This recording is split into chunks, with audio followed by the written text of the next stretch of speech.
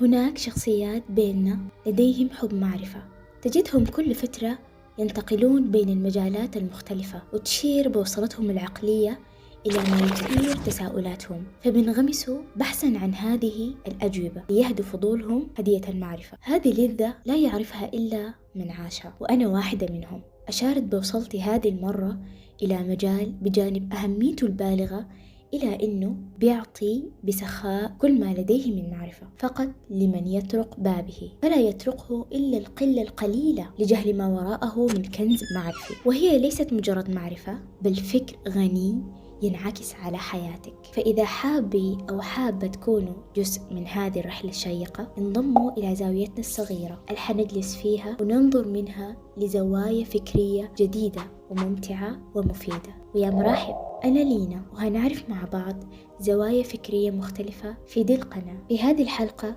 حننظر لنفسنا من زاوية مختلفة، ومن المعروف إنه النفس البشرية معقدة جدا في فهمها. دايما بيجيني سؤال: ما هي النفس؟ هل هي جسد أم روح أم ما هي؟ فعلشان أقدر أقدم أجوبة كافية لازم أشوف مصدر تكلم عن النفس البشرية وفصلها، والأكيد ما حآخذ من مصدر مؤلف من قبل عالم نفس، لأنه باختصار ما حيقدم الشرح الكافي. ببساطة لأنه يعتبر نفس ستظل جاهلة الكثير عن نفسها، فلا يعلم مكوناتها إلا من صنعها، وهو أدرى بها منها. لذلك لم أعتمد في بحثي على كتب فلاسفة غربيين، لأنه نظرياتهم وإن صح بعضها تقوم على استنتاجات عقلية بحتة، وهو ما ذكرته إنه ما هعتمد على نفس لشرح النفس البشرية، بل سألجأ إلى كتاب يفصل النفس تفصيلا دقيقا، وليس النفس فقط بل كل ما في الحياة. وأكيد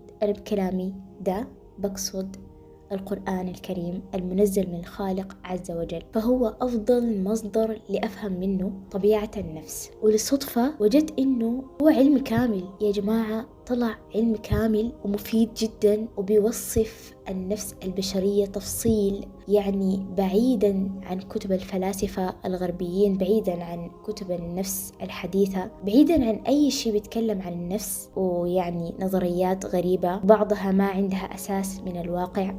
طلع إنه ده علم كامل وحرفيا بيوصف النفس البشرية كما هي. يعني إذا أنت فهمته خلاص أنت كده عرفت كيف تتعامل مع نفسك أولا ومع الآخرين ثانيا. وهذا العلم ألا وهو علم النفس الإسلامي، والكثير منا يجهله، ولكن إذا عرفنا أهميته صدقوني كل الناس حتلجأ له لحل مشاكلها النفسية. ولكن دقيقة، كيف أصلا بدأ هذا العلم؟ عشان نعرف تاريخ علم النفس أو نظرية من نظريات هذا العلم في الثقافة الإسلامية أمر دقيق وصعب، وبيتطلب معرفة كثير من الأصول والمصادر اللي كان لها أثر مهم في تكوين هذا العلم. نجد في القرآن الكريم كثير من الآيات اللي اتكلمت عن الروح، النفس والأحلام وغير ذلك، وأيضا في الحديث الشريف. ولا شك إنهم كانوا مصدر لكثير من الآراء والأبحاث النفسية بين المسلمين في صدر الأول من الإسلام. سربت إلى المسلمين آراء كثيرة، فارسية، هندية، يونانية ومصرية، تناولت موضوع النفس وكيفية تعلقها بالبدن وحياتها بعد الموت إلى غير ذلك من المسائل. وأنا هنا ما حتكلم عن علم النفس عند المفكرين المسلمين، أنا حتكلم عن واحدة من أهم النظريات اللي عندها ارتباط وثيق بعلم النفس الحديث، ألا وهي الإدراك الحسي للمفكر ابن سينا. عشان يوضح قدر شنو هي مهمة، هنقارن فكر ابن سينا في هذه النظرية مع المفكرين القبله والبعده، عشان نعرف مقدار التطور الفكري الحدث على يد هذا العالم في مجال علم النفس والنضوج العقلي اللي وصل له ابن سينا. فيما سبق ذكرت إنه مصدر الآراء عند المفكرين المسلمين الأوائل كان القرآن، وللعلم القرآن الكريم هو الكتاب الوحيد الذي فصل النفس البشرية تفصيل وافي، ابتداء من الروح، كيفية خلق الأبدان ومنها الروح والقوى النفسية المدركة، الحلم والرؤية، إلى حياة هذه الروح بعد الموت. ولا شك أنه هذه الآيات كانت مصدر إلهام لكثير من المفكرين المسلمين، ونذكر منها فيما يلي: الذي أحسن كل شيء خلقه وبدأ خلق الإنسان من طين إذ قال ربك للملائكة إني خالق بشرا من طين. هذه الآيات بيّنت كيفية خلق الإنسان ومكوناته، ألا وهي عنصرين: عنصر مادي أرضي وهو الجسد، وعنصر روحي وهي الروح. وهنا دائما بيجي تساؤل عن كيفية تعلق الروح بالجسم والآثار اللي بتنتج من ذلك. نجد أثر ذلك التساؤل واضح في فلسفة الفارابي وابن سينا وغيرهما من العلماء. والله أخرجكم من بطون أمهاتكم لا تعلمون شيئا وجعل لكم السمع والأبصار والأفئدة لعلكم تشكرون. أفلم يسيروا في الأرض فتكون لهم قلوب يعقلون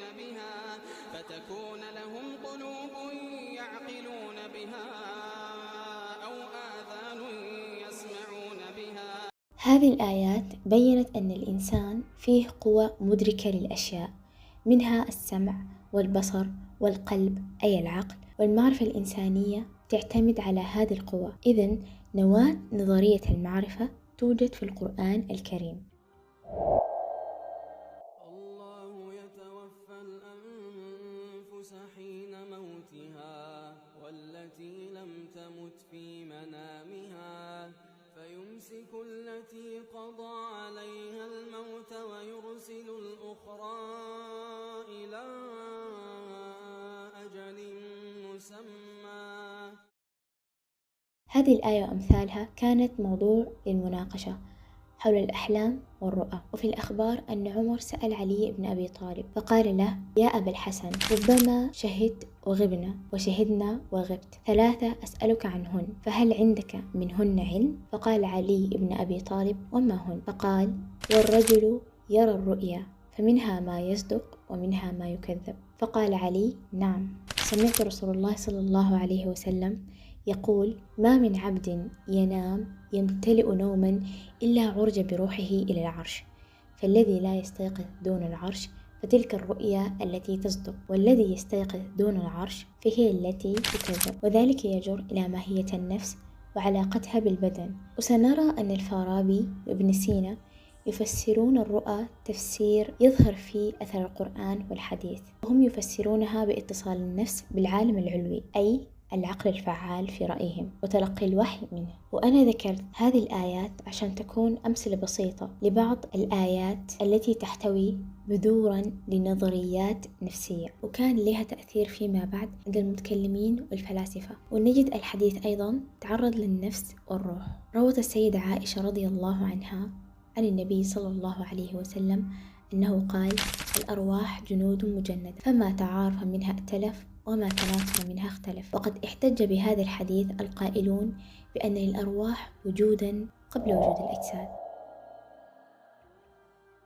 وإلى هنا أعزائي بنكون عرفنا نواة نظرية المعرفة جات من وين عند المسلمين، وحنتكلم أكثر في الفيديو القادم عن وجهات نظر مختلفة وغريبة نوعا ما. مع السلامة. دايما بنسمع عن المتصوفون وعن نظرتهم الغريبة نوعا ما للنفس، وفئة تانية اسمها المتكلمون، وحنشوف غرابة طقوسهم دي جات من أي منظور، ونحن حنجلس كالعادة في زاويتنا ونشوف منها وجهة نظرهم.